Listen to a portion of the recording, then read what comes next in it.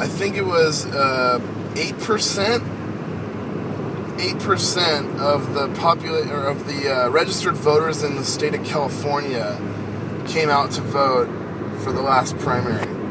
So that means an overwhelming majority of people didn't even vote. People who were registered to vote didn't even vote.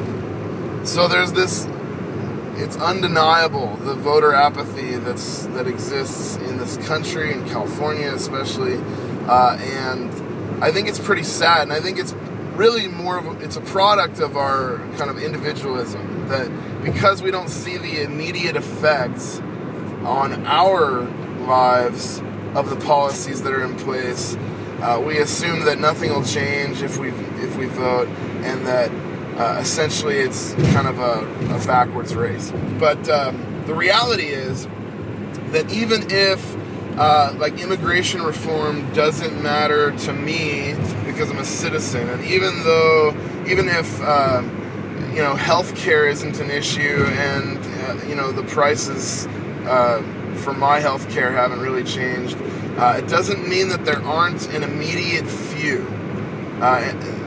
So if the majority is relatively unaffected by the immediate elections, if the policies that are put in place don't affect you immediately, there definitely are people who are immediately affected. People on the underside of society, people who are in the most need, are immediately affected by policies of immigration, policies of foreign policy, policies of healthcare reform, and different policies like that. And so I think what we need to get into is a kind of mentality that actually cares about other people when we vote. That voting in a democracy is not an act of rugged individualism or selfish ambition.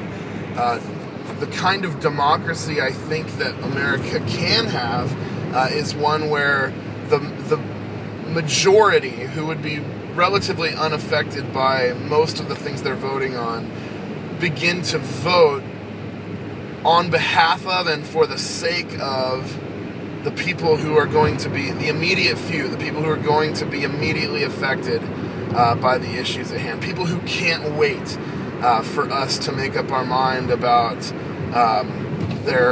whether or not they can see the doctor, people who can't wait about whether or not their kids are going to be able to go to school in the United States. And when we begin to vote for other people, I think we'll begin to see more effects of the policies, and it'll be more encouraging. So my thoughts on the election are I have my own perspective on who we should vote for and what, but mostly I just want to say you should care. If you don't care, you should care. Not for your sake. Yeah, your life might not change, but for the people who are going to be immediately affected by the issues at hand, you should care.